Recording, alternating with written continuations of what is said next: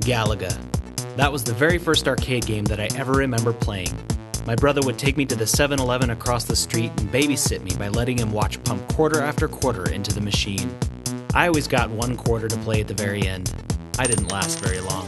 I remember thinking to myself how awesome it would be to have an arcade machine in my house. I could play forever. Then when I was 8 years old, my parents got us a Nintendo for Christmas. That thing helped raise me. Having a video rental store next to the 7-Eleven, I was allowed to rent video games during the weekends. I was in heaven. Then along came the Super Nintendo, the Nintendo 64. Many fond memories I have of growing up involved video games. Then eventually I was married. I soon learned that I had to prioritize things a bit.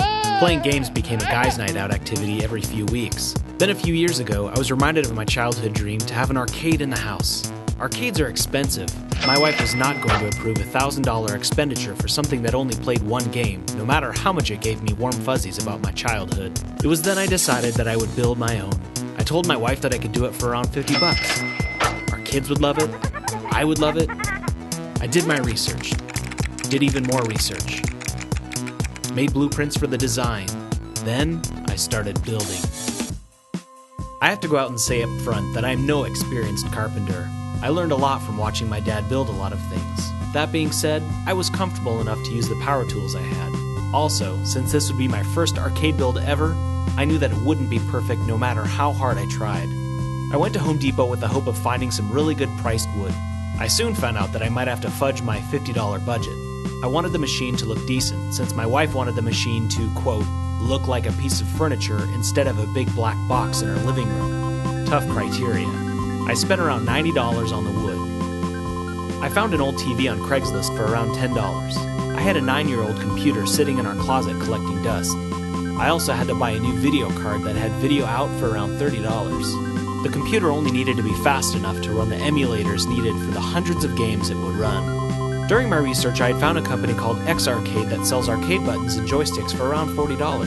My original plan included me pulling apart a keyboard and wiring the buttons to the keys, but after figuring out it would take me days just to accomplish that task, I spent another $30 on a USB controller from the same company.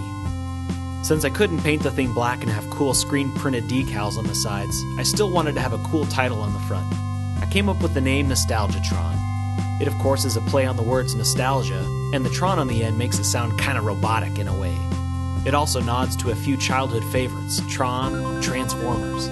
I originally wanted to have custom neon lights built for it, but after finding out that that would blow my already blown budget well into space, I decided on making backlit brushed aluminum letters. To finish the arcade, I spent another $20 on a nice stain and finish that would fulfill the compromise with my wife to make it look like a piece of furniture. How did it turn out? Well, considering that I was able to have a nice project to do with my sons, play all of my favorite video games that I had while growing up, and have my wife be willing to forgive me for being close to $200 off budget, I think it turned out very well.